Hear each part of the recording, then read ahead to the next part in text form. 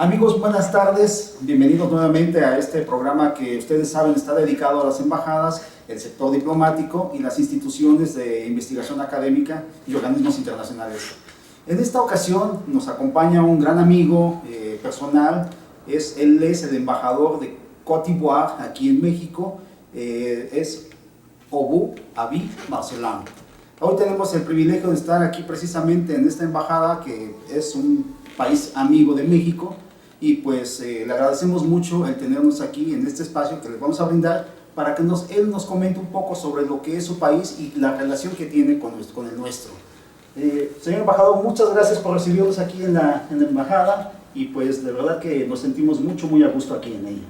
Muchas gracias, querido amigo Young, y es un privilegio para nosotros, la embajada, de recibir al equipo, estar con usted en esta emisión muy interesante, y es un honor también que ya nos conocemos y que podemos hacer esta entrevista para hablar de la cooperación entre Côte d'Ivoire y México, un gran país amigo de Côte d'Ivoire. Así es, muchas gracias. Pues sí, en efecto, pues nosotros hemos considerado que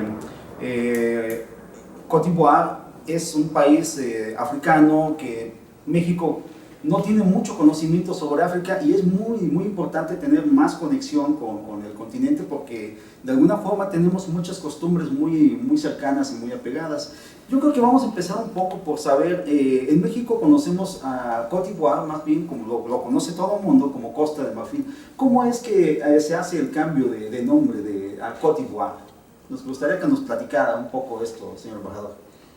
El nombre de Côte d'Ivoire, que quiere decir Costa de Marfil, es un nombre que el colonizador de entonces ha dado al país que descubrió, y que quiere decir un lugar donde hay elefantes, el ivoire o el marfil.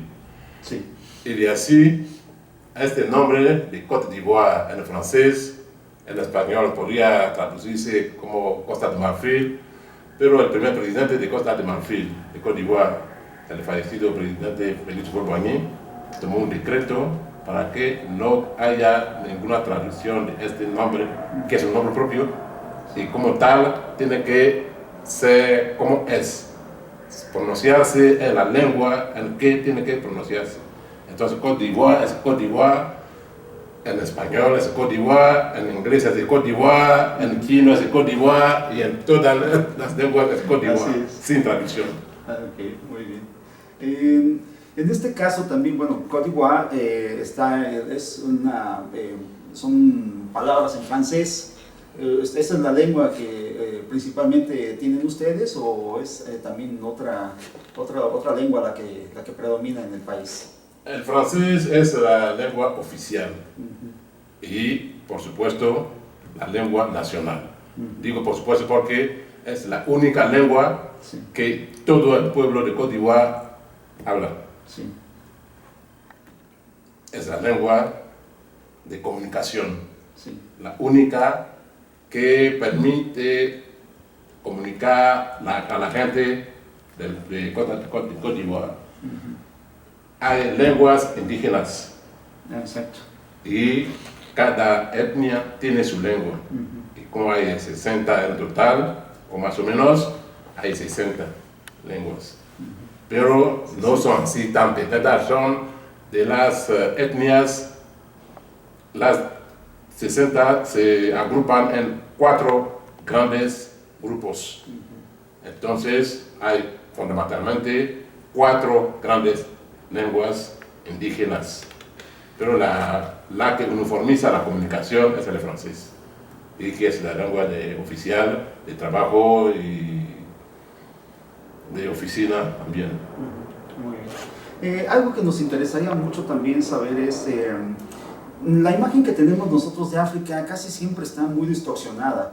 Nosotros muchas veces aquí en México se piensa que África es hambruna, es guerras, es explosiones, bombas, no sé, matanzas, pero África tiene una visión sumamente diferente y eso es lo que queremos precisamente que ahora nos comente. ¿Qué cosa es Côte d'Ivoire dentro de África? Primero, gracias por la pregunta. Primero, lo que se dice de África, todo no es falso, pero todo no es verdad tampoco. Y lo que se dice de África se dice de otros países. Y lo que se dice fundamentalmente es lo que se llama prejuicio. Hay una costumbre de prejuicios sobre lo desconocido. Cuando una persona no conoce un lugar, este lugar es el peor del momento o el peor de la tierra. Pensar de África como un país de desastre, es a partir de la comunicación, de la información. Sí. Pero no es así. Tomamos un ejemplo. Egipto es un gran país que está ahora en conflicto. El conflicto de Egipto no está en toda la superficie del país. Así es. Pasa, es triste, hay que decirlo realmente, pero pasa en la capital, en las grandes ciudades. Hay lugares de Egipto, claro, que tienen el efecto más bien de la crisis, pero no están frente a la crisis. Y así pasa. Pero la prensa indica el país como si toda la superficie del país estaba en evolución total. No es así. Y así podemos tomar miles de ejemplos. Entonces en África sí hay crisis, hay guerras, hay hambres, como en todos los países, como en todos los continentes. No hay un continente en el mundo donde no haya ni crisis, ni hambre, ni guerra. En América, en Asia, en Europa, en África por supuesto, en Oceanía. Entonces lo que hay en África es lo que pasa en todo el mundo. Lo difícil de África es que es el continente más joven de la planeta. Más joven en el sentido de descubrimiento. Los países de África tienen 50, 60 años. Côte d'Ivoire acaba de cumplir 53 años. Si lo comparamos esta edad de Côte d'Ivoire a la edad de otros países, es poco, porque hay países que tienen 200, 250 años. Sí. Entonces, el hecho de estar países jóvenes en África hace que hay muchas cosas que hacer, ¿no? A nivel de la nación, a nivel del desarrollo económico, a nivel de la integración política, económica también, y a nivel de la construcción del Estado. Y ese hace que hay crisis que ya los países grandes y viejos ya han conocido, como en América Latina, Sí. como en Europa. Cada país tuvo su tiempo de crisis. La propia Francia, que es la potencia colonizadora de Costa de Marfil, tuvo su crisis. Sí. Ahora salió, ahora no se habla de crisis étnicas en Europa, en Francia, pero Estados Unidos tuvo su crisis. Sí. Entonces África está en su vía de desarrollo y en ese crecimiento y desarrollo, claro que hay crisis que hay que superar. ¿Qué es Costa de Marfil? Côte d'Ivoire en ese tiempo, en este ámbito, sí, es un país de África que tiene los defectos de los países de África y que tiene también los logros de los países de África. Defectos es países frágiles que pueden caer en una crisis de un día a otro, como la crisis que conoció el país hace 2 años, pero de logro es un país también abierto, donde hay que ir para hacer inversiones, porque estos países de África, incluso Costa de Marfil, Côte d'Ivoire, son países casi vírgenes, donde todo tiene que ser hacer a nivel del desarrollo económico, a nivel de la inversión, de las inversiones, a nivel de la industrialización, a nivel también de las infraestructuras económicas, sociales, en políticas. Entonces Costa de Marfil, Côte d'Ivoire está en este proceso y es un país que tiene su logro, que tiene su visión del futuro, que quiere sacar o salir de su estado de país subdesarrollado a un país muy desarrollado. El país tiene todos los recursos para hacerlo. Claro. Falta la oportunidad, pero los recursos están, la voluntad están, hay que seguir con esto y rezar mucho para que no caiga el país en una crisis, porque sea lo que sea la voluntad de un país de desarrollarse, la crisis, sea lo que sea, también es un obstáculo al desarrollo del país. Así es Côte d'Ivoire. Claro que sí. Pues algo que también es muy curioso y interesante también, por ejemplo, es que México, por ejemplo, tiene su mercado natural prácticamente con Estados Unidos. Y ustedes, parece que su mercado natural es Europa. Me parece que es Europa. El año pasado yo estuve en París y el Observatorio Económico de Francia me comentó algo muy interesante, que ubica a los países africanos de la África subsahariana como los que van a repuntar en los próximos 20 años.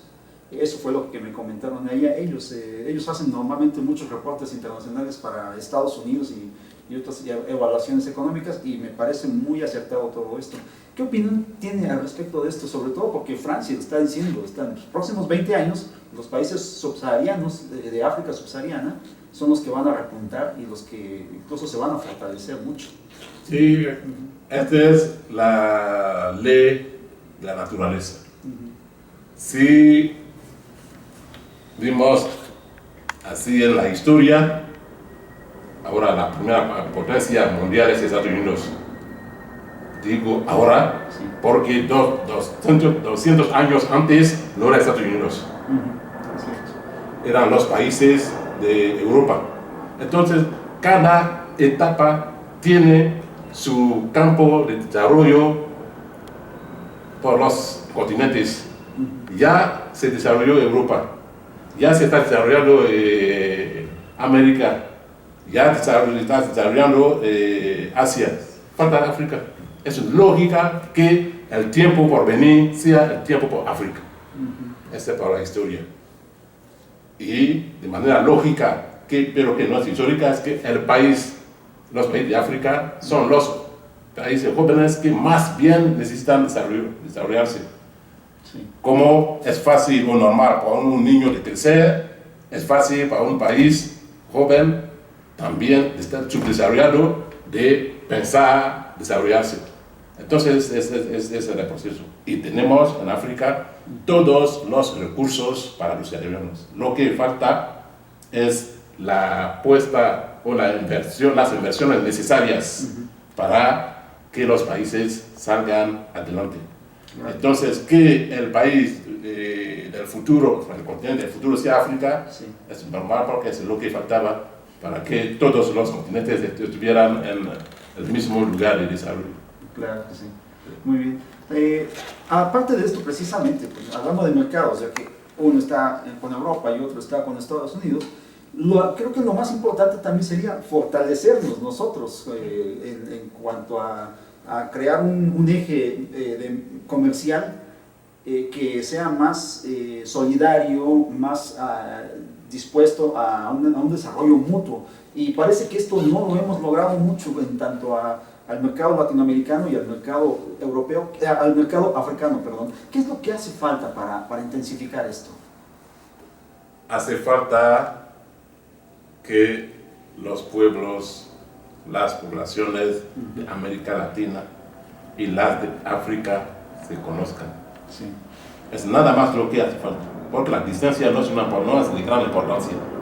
Si una persona tiene interés en hacer algo, lo hace sin tener en cuenta la distancia.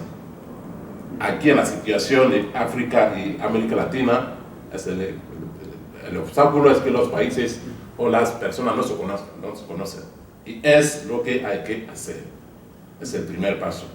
El segundo paso es también que en África, como en América Latina, hay una tendencia a mirar de un lado.